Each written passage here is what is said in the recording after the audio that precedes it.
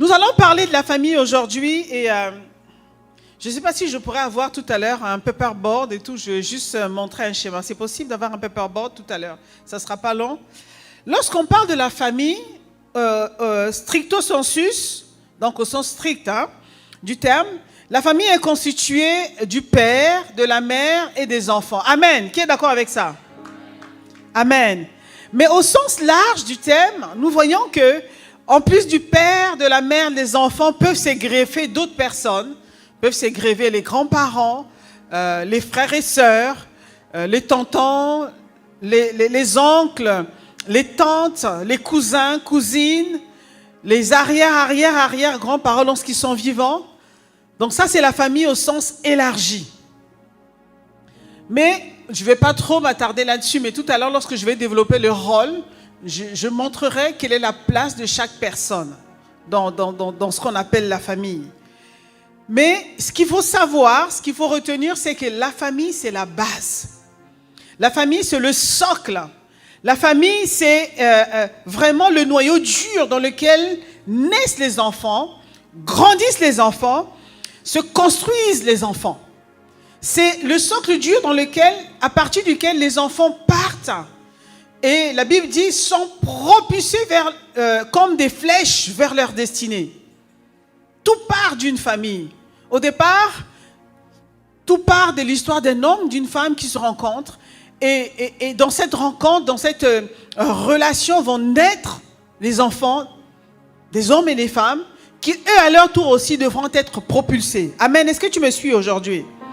Et la Bible dit, dans le psaume 127, verset 3, « Voici, les fils sont un héritage de l'Éternel, le fruit des entrailles est une récompense. » Donc Dieu lui-même dit que les enfants qui naissent dans un foyer sont comme une récompense, sont véritablement une bénédiction que Dieu apporte dans la famille, c'est vrai, mais également dans la société. Donc les enfants, en fait, ont une place. Moi, ce que j'appelle les enfants, en fait, c'est les générations futures. Amen. Et donc, ce verset, comme nous l'avons lu également, est une évidence dans la pensée de Dieu en ce qui concerne les enfants qui naissent dans un foyer. Premièrement, les fils sont un héritage que Dieu donne à un couple. Donc, ce n'est pas rien. Un héritage, c'est ceux qui vont continuer à perpétrer ce que les parents faisaient sur la terre. C'est comme, en fait, lorsque les enfants viennent, pour les parents, c'est un rappel. Lorsque les enfants viennent, ça veut dire qu'il y a une succession qui se prépare. À nous, les parents, maintenant, de leur donner comme le bâton de relais pour qu'ils puissent continuer à courir la course. Puissent perpétrer sur la terre ce que nous avons commencé, ce que nous avons accompli, et eux, ils prennent la suite. Ça, c'est dans la pensée de Dieu. Amen. Et donc, quand vous voyez que c'est Dieu qui a institué cela, c'est Dieu qui a institué la famille, c'est Dieu qui est à la base de la famille, c'est Dieu qui a établi les choses dans la famille, vous comprenez donc que tout ce que Dieu fait, il y a quelqu'un qui veut défaire. Tout ce que Dieu fait, il y a quelqu'un qui veut corrompre. Tout ce que Dieu fait, il y a quelqu'un qui veut, comment on l'appelle, empoisonner, déformer. C'est pour ça qu'aujourd'hui, plus que jamais, au 21e siècle, dans nos sociétés, notamment dans nos sociétés occidentales, la famille est menacée, bien-aimés. La famille est menacée. Il y a des choses qui se passent où on se demande, en fait, est-ce que c'est une famille, c'est pas une famille? On veut nous faire croire autre chose concernant la famille. La famille est menacée. Elle est tellement menacée qu'elle risque de disparaître. Je parle de la famille selon la pensée de Dieu. Comment Dieu a créé, a conçu la famille. Donc nous devons vraiment nous mobiliser, prier le Seigneur afin que la pensée qu'il avait sur la famille puisse continuer à se perpétuer. Amen. Amen. Alors, deuxièmement, dans ce verset, la Bible dit que les fils sont une récompense, une bénédiction. C'est-à-dire que les enfants qui naissent dans un foyer sont une bénédiction. Amen. Alors, comment se fait-il qu'aujourd'hui, il y a les parents, lorsqu'ils ont des enfants, les enfants ne sont plus une bénédiction. Les enfants donnent les maux de tête. Les enfants deviennent un fardeau lourd sur les épaules des parents. Il y a des parents, lorsqu'ils se lèvent le matin, ils pleurent parce que tellement ces enfants leur créent des problèmes. Est-ce que c'était la pensée de Dieu? Non. Ça montre encore une fois de plus, je vous l'ai dit, que la famille est fragilisée. Il y a quelque chose qui ne va pas. Il y a un désordre quelque part. Ce n'est pas comme ça que Dieu avait prévu les choses. Alors, c'est facile d'accuser les enfants, c'est facile d'accuser les jeunes, les ados, mais le socle même de nos problèmes, l'essence même de nos problèmes, souvent ça peut venir des gens qui nous dirigent, parce que les gens vont voter les lois, et ça peut aussi venir de l'irresponsabilité des parents. Lorsque l'homme ou la femme ne connaissent pas leur rôle, lorsque l'homme ou la femme ne prennent pas la décision de se tenir et de prendre leurs responsabilités, alors les enfants sont livrés à eux-mêmes. Les enfants, ils n'ont plus ce noyau dur qui était censé forger leur caractère. Lorsque chacun de nous ne prend pas sa place, alors que nous pouvons avoir là affaire à une famille fracassée, fragilisée, une famille en fait qui n'existe pas. Du coup, les enfants sont livrés à eux-mêmes, ils se construisent tout seuls. Selon les repères qu'ils peuvent avoir dans la société, selon ce qu'ils peuvent entendre dans la société. Donc, bien aimé, c'est important de considérer la famille. Qu'on soit célibataire ou pas, qu'on soit jeune ou pas. Voilà, la famille, c'est une histoire de tout le monde. Amen. Alors, nous allons voir ici, point par point, le rôle de chacun dans la famille. Je vais essayer de parler vite parce que j'aimerais que vous puissiez poser des questions. Nous sommes dans un atelier, donc ce n'est pas juste un temps de prédication. Nous avons un temps de partage tout à l'heure. Tout à l'heure, ici, pasteur Freddy va me rejoindre parce que je suis une femme, je suis en train de parler. Donc, il faudra bien qu'un homme aussi soit à côté. Peut-être pour me contredire. Amen. Voilà, on va parler entre nous. On parle de famille. Là où il y a la famille, la Bible dit qu'il y a un homme et une femme. Amen. Jusqu'à preuve le contraire. Amen. Ça, c'est l'ordre divin. C'est comme ça que Dieu a fait les choses. Amen. Qu'on ne nous fasse pas croire autre chose. Mais en tout cas, on n'est pas contre ce que les gens pensent ou font, mais nous nous basons sur la parole de Dieu. Amen. Donc, la prise en compte du rôle de chacun est un aspect très important.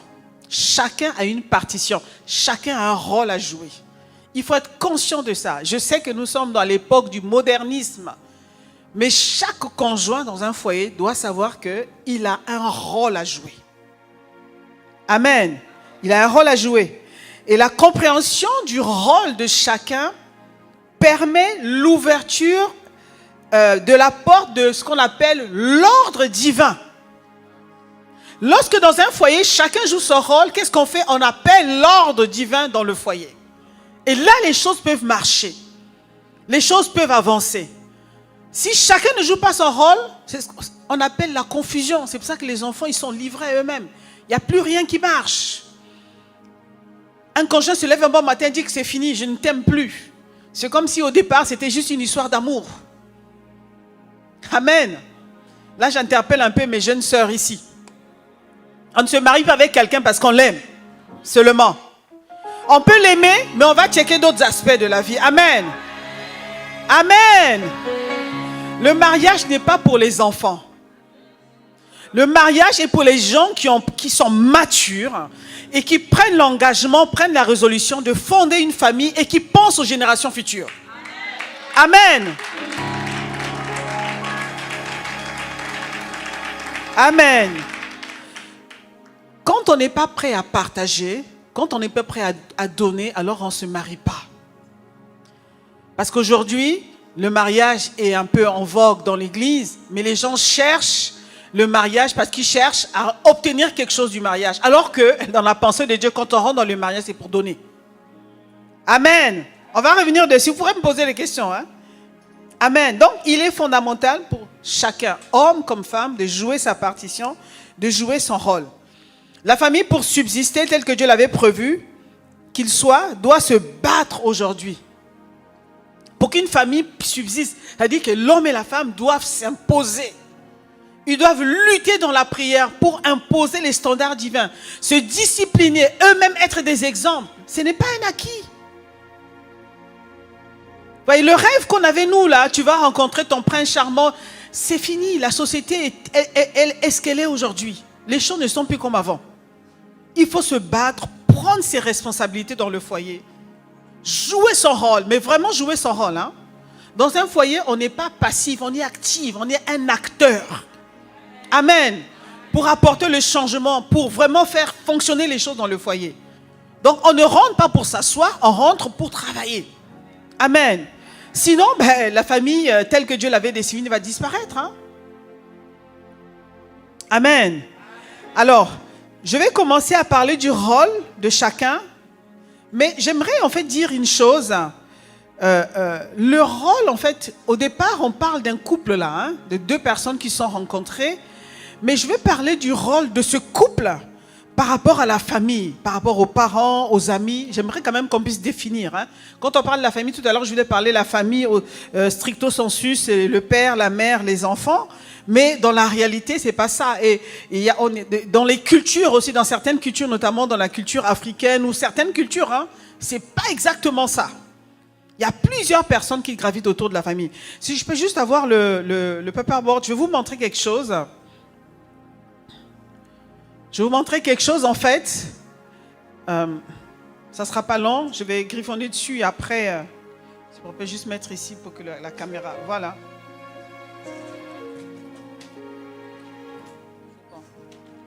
Alors, en fait, on est habitué. Je vais juste prendre... Non, ça ne sera pas long. Hein? Donc, je vais juste montrer si la caméra juste peut se... Ah oui, c'est par rapport à la lumière, c'est ça? Ah, ok. Ouais. La caméra va peut-être faire un zoom. Ça, c'est le noir, c'est ça? C'est un violet ou un noir? Oh non, le violet, ça ne verra pas, c'est le noir. Voilà. On va imaginer c'est quoi la famille. Je vous ai dit que c'est le noyau dur hein, dans lequel sont papa, maman et les enfants. En fait, en réalité, au départ, c'est l'histoire de deux personnes. Vous vous souvenez, Jardin d'Éden? Au départ, c'est l'histoire d'Adam et de Ève. OK? On a Adam et Ève, l'homme et la femme qui se rencontrent. Voilà. Ils sont deux. Et ensuite, ils vont fonder une famille. Donc, vont naître les enfants. Hein? Voilà. Vont naître les enfants. Je ne sais pas combien. Je mets combien? 5, 6? Aujourd'hui, c'est 3 quand même, la moyenne. Ok, on va laisser 3. Voilà l'image de la famille. Il y a l'homme et la femme, ils ont les enfants, donc ils constituent une famille. Mais en fait, dans la réalité, dans la vie de tous les jours, il n'y a pas que il n'y a pas que ça.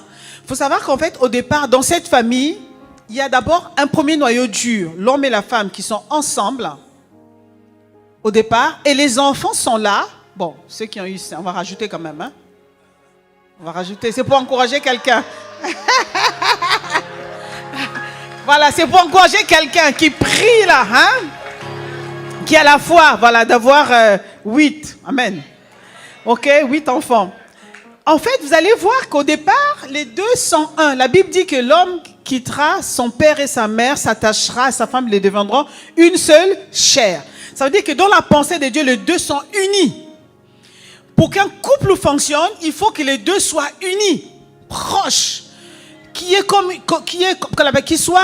ait une symbiose entre eux, qu'il y ait une fusion entre eux. Ça, c'est dans la pensée de Dieu. Que ça soit un noyau dur, hein, parce que c'est eux qui vont diriger le reste normalement, après. Mais si ces deux ne sont pas dans un noyau dur, hein, ils auront du mal après à contrôler tout ce qui va se passer autour. Le premier cercle, les premières personnes qui vont essayer d'influer sur ces couples unis, ça va être les enfants. Ils sont là. Et vous allez voir, les enfants gravitent autour du couple, hein, de la famille, du couple. Ils sont dans la famille, mais ils gravitent autour du couple. Hein. Il y a une différence entre le couple et la famille. Le couple, c'est papa et maman. La famille, c'est papa et maman et les enfants. Et tout ce qu'on peut rajouter après autour. Donc, les premières personnes qui vont menacer le couple, ce sont les enfants. Amen. Et pourtant, ils sont une bénédiction, mais attention, ils sont également une menace. Parce que les enfants qui viennent autour, leur but c'est d'entrer ici, de s'introduire. Ils veulent entrer, tous.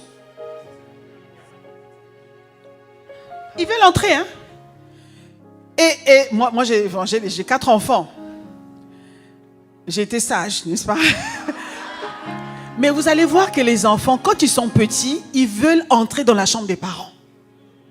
Ils ne comprennent pas pourquoi les deux là, à chaque fois, ils entrent dans une pièce là. Qu'est-ce qui se passe là-bas? Voilà, ils veulent eux aussi voir, ils veulent. Et tous nos enfants nous ont fait ça. C'est pour ça que maintenant on avait pris l'habitude de fermer nos chambres à clé, double tour. Clac, clac. Parce que quand ils se lèvent là la nuit, ils rêvent d'aller dans la chambre des parents, pas que dans la chambre, de dormir dans le lit des parents, pas que dans le lit entre papa et maman.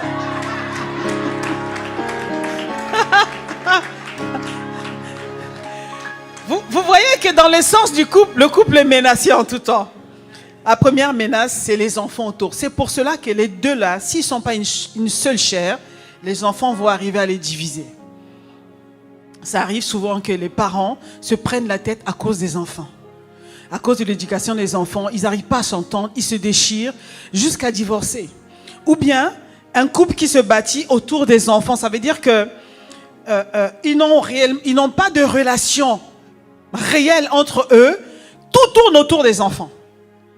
Quand ils se lèvent le matin, ils parlent des enfants, ils se couchent le soir, ils parlent des enfants, les activités dans la journée, c'est les enfants, il faut faire ça. Et ces enfants-là, que vous voyez, qui sont mignons et pourtant, hein, mais c'est des petits monstres en même temps. Un jour, ils vont se lever. Ils vont dire, papa, maman, on vous aime bien, mais on s'en va. Et souvent, c'est à partir de 18 ans, ils commencent à méditer leur plan. Voilà. Ça veut dire qu'un jour, ils vont vous quitter, en fait. Est-ce que c'est parce que les enfants quittent la famille que le couple doit arrêter de vivre? C'est la question que je vous pose. Si c'est non, ça veut dire que quand vous vous mariez, ayez votre relation. Amen. Apprenez à vous connaître. Soyez soudés. Soyez unis. Amen. Ayez votre vie et gérez ces enfants-là. Ils ne doivent pas vous gérer, mais c'est à vous de les gérer.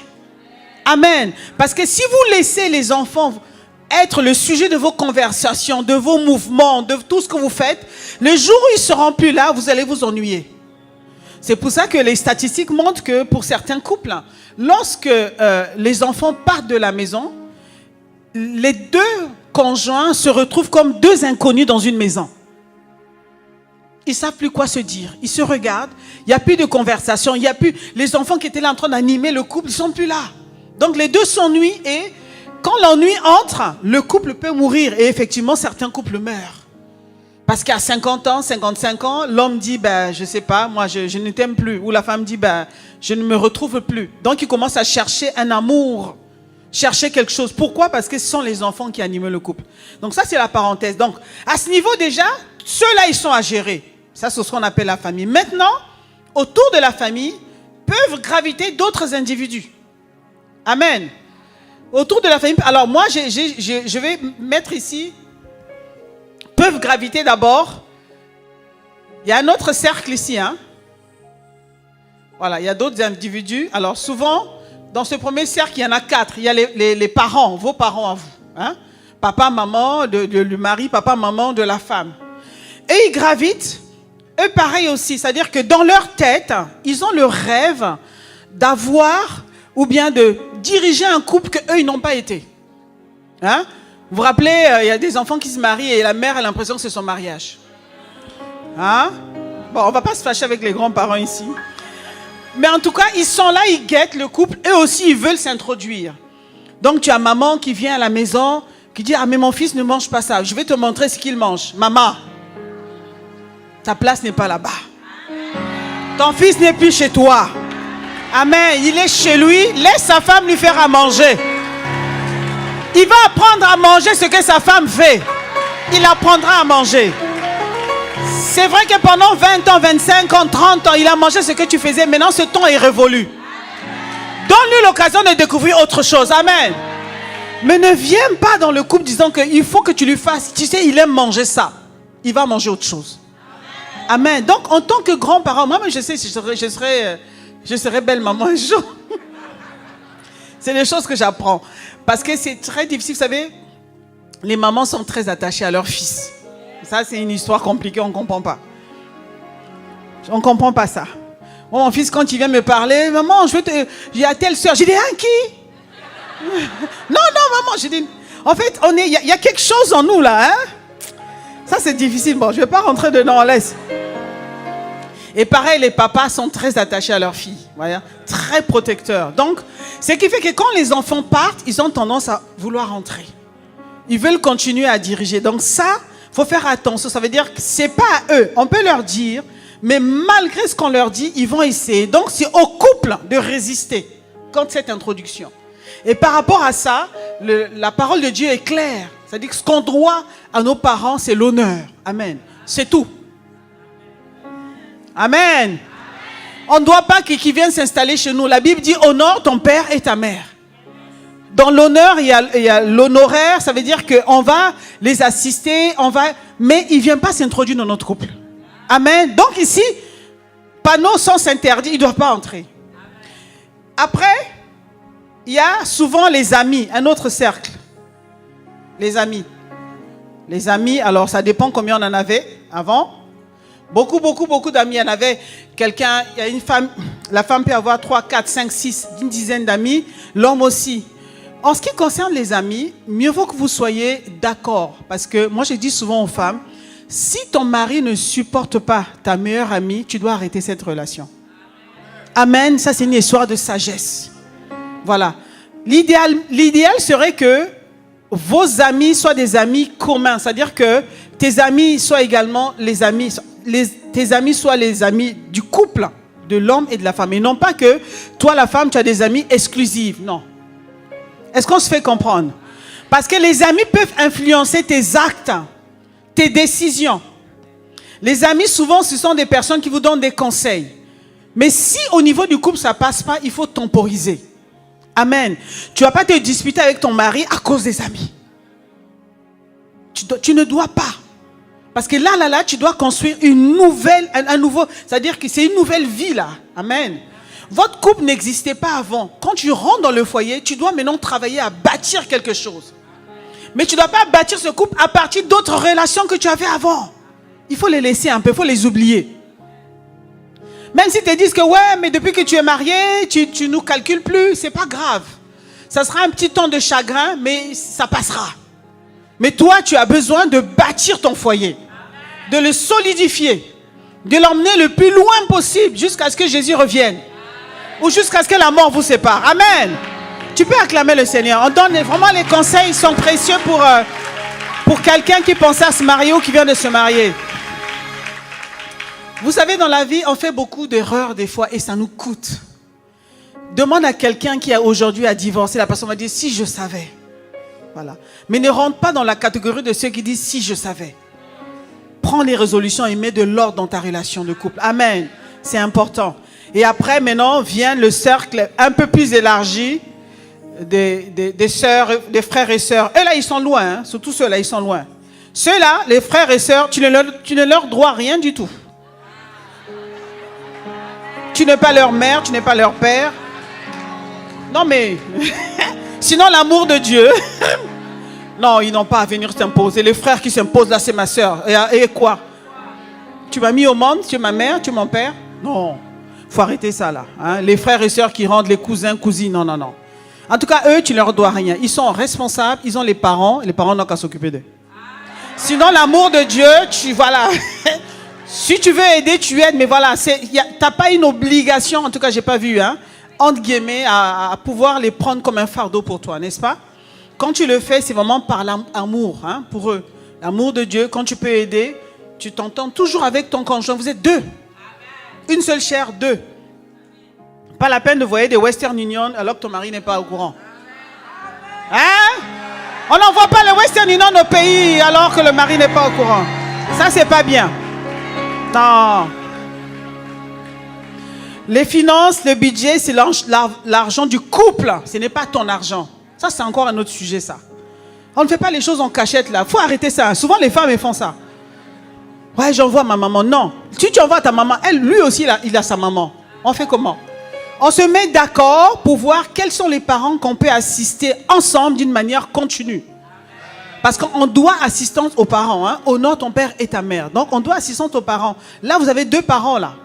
OK?